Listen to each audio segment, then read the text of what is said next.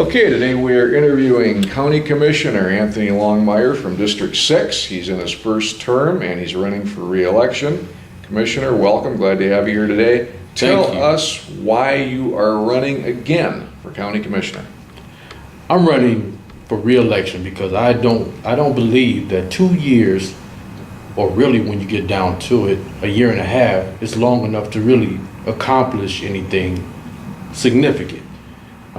So you need more time. With a 2-year term, you really can't get a firm hold on a lot of issues. You're bombarded with issues, but in terms of trying to, get something going so you can make a difference, it's hard to do in a year and 6 months. And by the time your second year is up or your second year rolls around, it's time for re-election. So you got that added stuff going on, and so 2 years is just not enough time. And I want to see our county grow. I want to see our county prosper, and I want to be a part of that positive change. When you ran for office, I'm sure you had in your mind what it was going to be like, and now you've been there about a year and a half. Are the expectations the same as what actually occurred? I expected to be busy. I expected it to be a lot of work, and it is, and it's rewarding. You really don't, especially when the community is involved. You don't. It's not something that you tire of. You understand? It's not something that, I wish I didn't have to do it, because you chose to do it. You chose to throw your hat in the ring, and you chose to become a public servant. So I enjoy it. Is there anything that I expected? Well, I didn't have a mentor coming in. Let's start with that, number one. So no one really guided me as to how to do, what to expect. I just kind of learned as I go, and I'm still learning the process. So that's how it is for me. That's how it was when I came in. That must have been quite a accomplishment, beating Commissioner Gill. He had been there for quite a number of years, and everybody thought that he's invincible, and all of a sudden turns out, no, he's not. Well, at the end of the day, it's the voters who go to the polls and make that determination who they want. Was it an accomplishment? It's a victory, yes. Was it something significant? The man had been in office 20 plus years, which is an accomplishment of itself for local politics. But I don't gloat, It was an election, the people voted, they chose who they wanted to be in office, and that was that. Well, that's what I find too. It's something that, like you said, it's where you ran a good campaign. They looked at you and they said, "Hey, would like to go ahead and it's time for a change," and that's exactly what they did.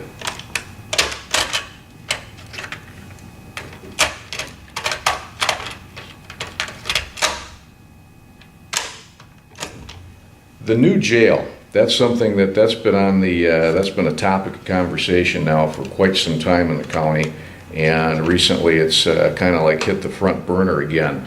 What are your thoughts and views on the new jail? Do we need it? Do we need I'll ask a series of questions and you can give a narrative answer. Do we need the new jail? If we need the new jail, does it have to be 500 beds, 600 beds? What's the capacity? Do we leave it at 400? How do we work this? I'm not a jail administrator, number one. Do we need a new structure? Absolutely. If anyone who's taken a walk through that county jail and saw the conditions that the staff is working in and that the inmates are in, is not healthy. It's not conducive to a productive rehabilitation, so to speak, environment. It is necessary. How do we go about getting one? My views is there's been study after study after study. All right, enough with the studies. Let's get the thing done. Either you're gonna ask the people or we're not. If we ask the people, let's ask them how do they feel. If we ask for money from the people to support it, then we do that. But it needs to get done. I mean, this thing has been going on for years now, and it's about time somebody turned dirt somewhere and start getting a new facility together. In terms of beds, I don't think there needs to be an increase in beds, because you're gonna have to fill them, you know. And then you ask people for money so we can build a new jail. Okay, now we have 500 beds now. We got to fill those 500 beds now. Do I think no, it's not necessary, because they're gonna have to be filled. I mean, we can sugarcoat it all we want to. We can put honey on it and make it and feed it to the people. But at the end of the day, the community should have some input on the jail that's in their community. So then you think that should the board decide to go forward with a new jail, it should be placed before a vote of the people to decide yes or no? I think so. Either that, like I just mentioned, it's been going on far too long. I mean, if we're gonna ask the people to do it, ask the people. If we, as the board, do it, then we need to make a firm decision and at least get some input from the community on how it should go and things of that nature. But from my point, enough is enough with the studies, enough is enough with the ongoing conversation. I mean, we see what we have here in Muskegon County in terms of the jail. It needs to be, the people just got to get out of there, out of that facility. I mean, I walk through there and it's not a healthy environment. Do you think there's any chance at all that the present structure could be rehabilitated and brought to date to where those conditions you're describing could be debated?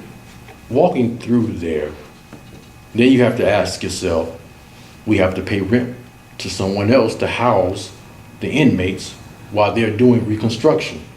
That's more money being put out. If it could be done, I'm sure that would have been done a long time ago, even before I got in office, but it hasn't been done. And we're still sitting on what we're sitting on right now. If it could be, I've seen some plans. You know, we go to our Michigan Association of Counties conferences, and I've seen some plans of some different architects' drawings of what they thought was going to happen to our jail here before I came on board. And you look at the plans and you see, wow, that's impressive. Ain't nobody done nothing yet. So for me, I'm at a point now, let's build the damn thing. What happens if you put it before the voters and the voters say no jail? We're not gonna buy it. If the voters say no jail, as they done before, we got to do something. I mean, we as a board, as the community leaders, as the county leaders, will have to make an executive, in quotes, decision as to how we go about getting a new jail built.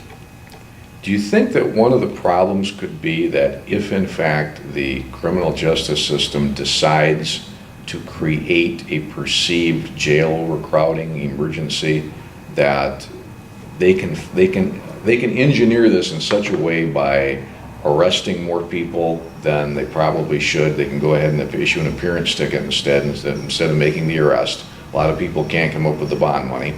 And then those that can come up with the bond money, they go ahead and they put the bond extraordinarily high, so they end up staying in jail longer, pre-trial, before they've been adjudged guilty or innocent. And the police do things like, well, instead of arresting you during the day at 9 or 10 in the morning, we're going to wait till 5 or 6 at night, 7 at night when the banks are closed. You can't get money to get out of jail. And then we go ahead and keep the population artificially high. Everything you just said was on point. It could be a perceived notion. I mean, you know, when people want certain things, they'll go above and beyond to get it.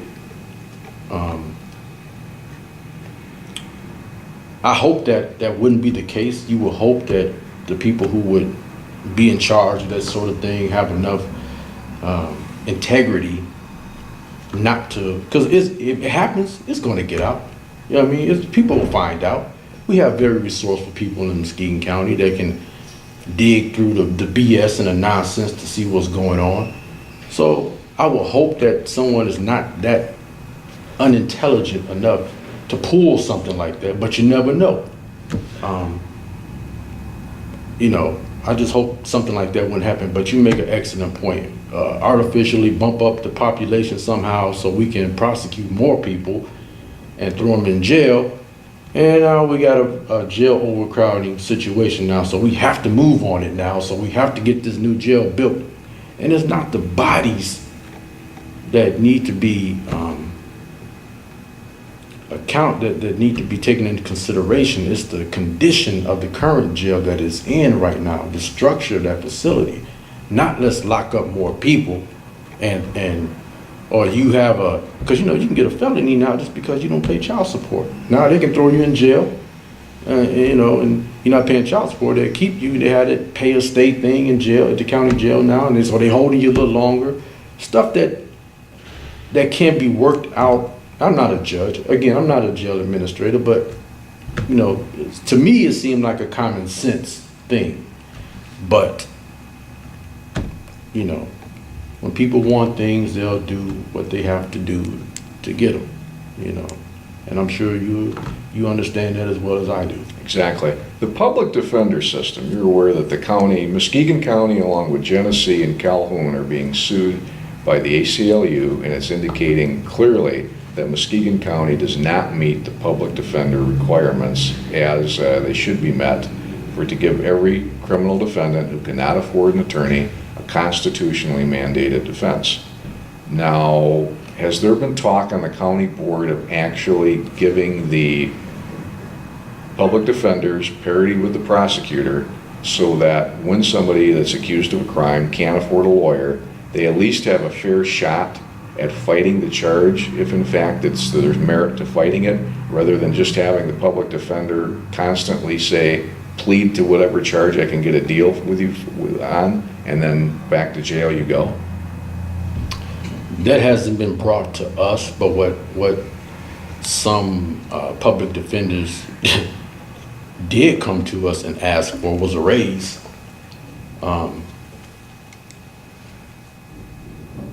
My experience, and I've had experience with public defenders, is not been good.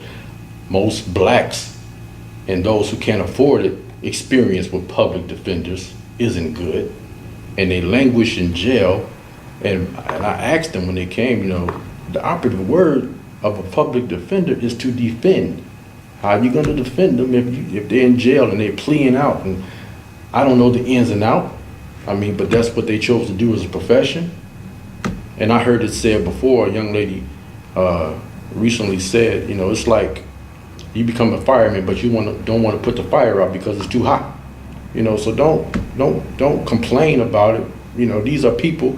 You are defending the public. Am I missing something with that? You know? Well, I think you just hit on a good issue, because if the public defender is supposed to defend you, he's supposed to go ahead and take a look at your specific case and say, okay, based on the facts and circumstances here, I think we should take this to trial, or I think that I can get you a plea bargain to where you're going to plead to a reduced charge, or we're going to go ahead and look, they really got you, they're not willing to go ahead and budge, so I'll try to get you a better deal at sentencing. But the study that I've done indicates that all they really do, regardless of the facts and circumstances, is get you to plead, because it's a lot less work to go ahead and have a criminal defendant walk up to the judge, plead guilty to a charge, and then come back for sentencing than it is to go ahead and have a trial that could last anywhere from half a day, 2 days. And if you're paid a flat fee contract, as such, which is the case in Muskegon County, then you don't have any incentive to do any more than you possibly have to for your client, and even then. So it's a public defender in name only. They're not really doing anything for you. Yeah, like, again, I'll say this. I don't want to sound, or at the risk of sounding insensitive to public defenders' work. I respect the work that they do, but don't complain about it when that's your profession that you chose. You know, it's like me, I'm choosing to run for re-election, and then I start complaining about people saying things about me in public that aren't true. You know, you gotta have a thick skin for this kind of thing, you know what I mean? And to come and say, well, we are overloaded with work and the things that they were mentioning, you know, just I have a difficult time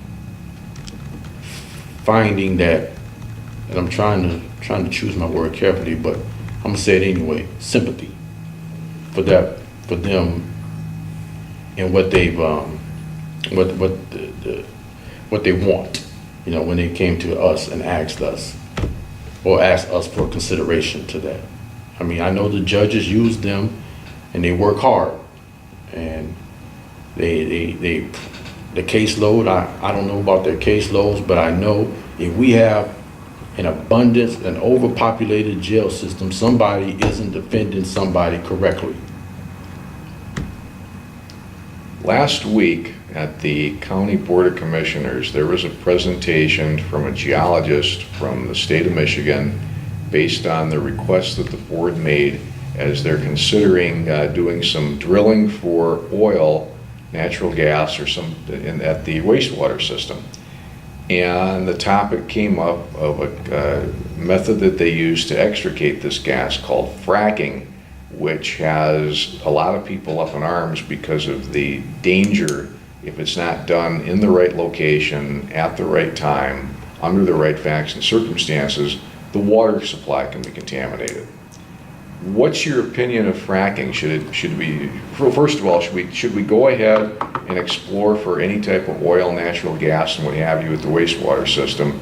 And if so, how should we go about doing it? Look, let me tell you something. I didn't know what fracking was until I read it in the Chronicle. And when I read it in the Chronicle, then I had a better understanding of what it was. Now, when I get to the board and I see this gentleman with this, first of all, I get to the board and the room is packed. And I had made the comment that our board is usually not that packed unless there's a sensitive issue on the table. So this had to be a sensitive issue. And it got a little testy because people wanted to voice their concerns, but you know, in the name of keeping order in a public meeting, you know, they had to wait until that issue came up. But fracking and his presentation and given the history of drilling and what we've seen with drilling, really, who's going to benefit? And I asked this question when he was done, who's going to benefit from that? I mean, your company may benefit from it. A few people may benefit from it, but at the expense of contaminating the air, the water, and people's lives. So I saw more harm there than good. So to answer your question in short, my opinion on fracking is, he said there were some issues of it being done already in the county. That's kept on the hush, I guess, you know, but we probably should find out what's going on and do a little bit of searching as to where the fracking is being done. But on that large scale, I saw more harm than good coming out of that drilling and all that sort of thing. You know, it's too easy in this community, you know. And we've seen what happened with BP. We've seen what happened with down there by Kalamazoo, Battle Creek. So what is for us to think not, or to not think that could happen or could not happen here? You know, this is a small community. That's Muskegon County. Hell with them. You know, we can't play that game with people's lives. You know, so that's my opinion on it. All Well, right. because you're running for re-election, we know a lot of some of your views already, but I'll go ahead and ask the question, just so we have them. What is your opinion on the current bid process and whether or not we should do any changes, for example, to benefit locals compared to out of county, et cetera? Well, I don't put the bid out there. You know, we read it as it comes and Right. who done it. You know, who bid it on what. The process for the bidding, yeah, we should go local first.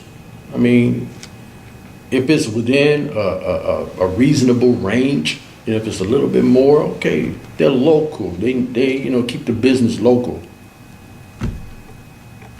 That's that. Okay. Do you have any percent that you think is reasonable Or that's something to be decided later? That's something to be decided later. I can't give a percentage as to, $5,000-$10,000, depending on the job, depending on what's what, so. Okay. And I know you had put a thing in the paper, but I don't remember exactly what it was. What is your opinion on Brookhaven? I'm still learning about Brookhaven and that whole situation out there. If we're gonna hold on to it as the county, then we have to make sure it's operable. I've heard people say, well, maybe we should turn it over to private hands.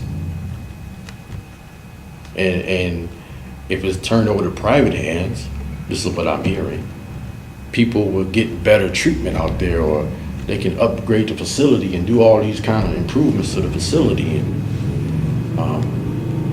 But if we hold on to it, we got to make sure that it's operable, that the people are getting the quality care that are out there, and we just got to keep improving on it. Again, I'm still learning about the whole Brookhaven thing because it don't come to us often, but when it does, it seems to be a big issue. So. Okay. What is your opinion about the road commission, in particular the chance that now we could disband it and have the county take it over? If it ain't broke, don't fix it. Okay.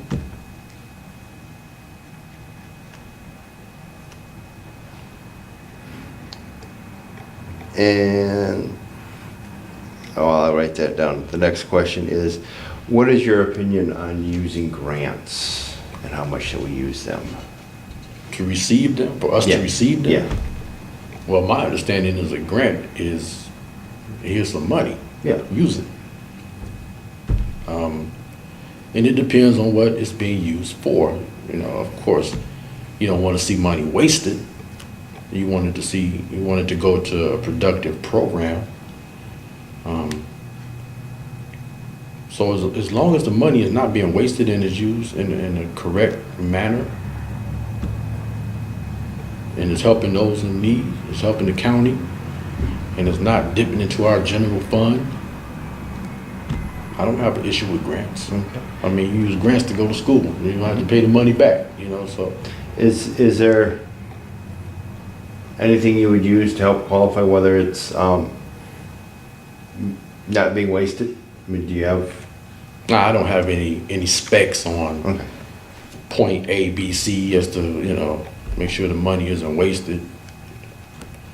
You just hope that people are doing the right thing with it in terms of some kind of mechanism to say, okay, no, these funds aren't being used for this, that, and the other, Well, let me add one more question to that one. I haven't asked most of the other people about it, but do you favor some type of evaluation in how the grants were used to know whether or not we should continue with the grants? I think that'd be a good idea. I think so. I mean,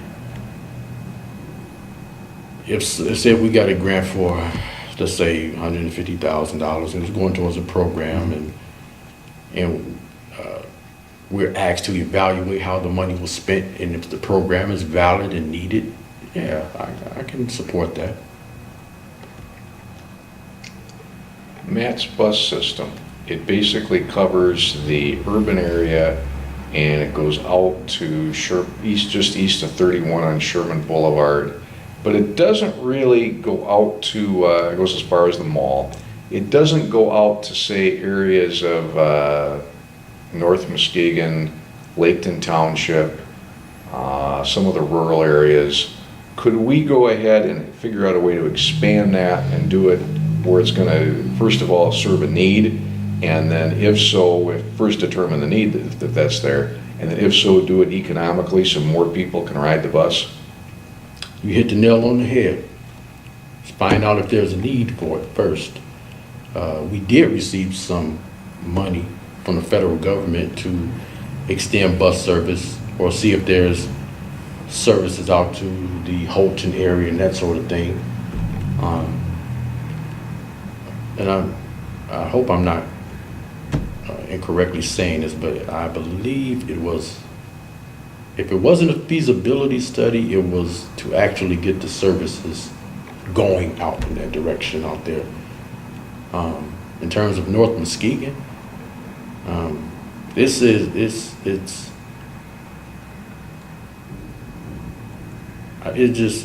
one of those things that we have to look at. The buses aren't going out there and making regular stops and whatnot. If the people in North Muskegon aren't coming to the board meetings and making an issue about it, you know, it's hard to say. Because the people who wanted the buses at night made an issue about it. The people who wanted it to come out to the mall made an issue about it. So if the community in North Muskegon wants to say, hey, you know, bring the buses out here, and we can check that out and see what's doing and make it happen for them.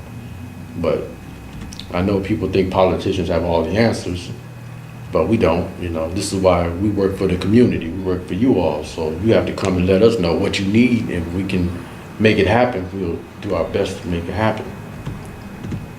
So. All right, let's roll my. Anything else you want to add at all?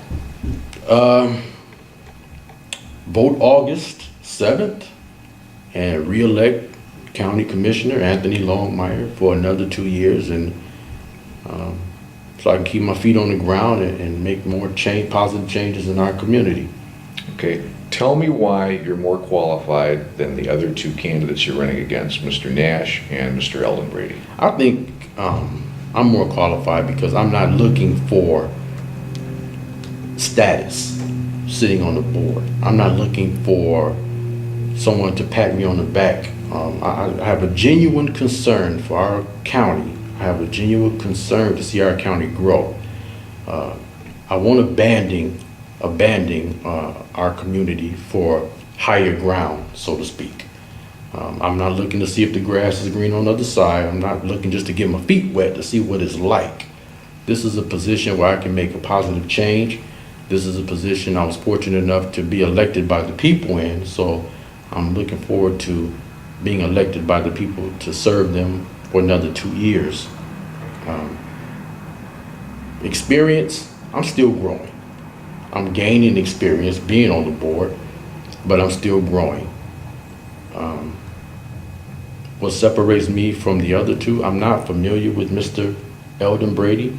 I do know that Mr. Nash did serve on the board, and he chose to abandon the board and look for something else, and that's something I cannot do. You know, I'm not looking for, like I said, greener pastures. I just want to serve the community on the board, at ground level, and keep my feet on the ground and remain true to the county. All right. Well, we appreciate you taking some of your time this afternoon to come see us, Mr. Longmire. I appreciate you inviting me. All right. Thanks again. All right, thank you.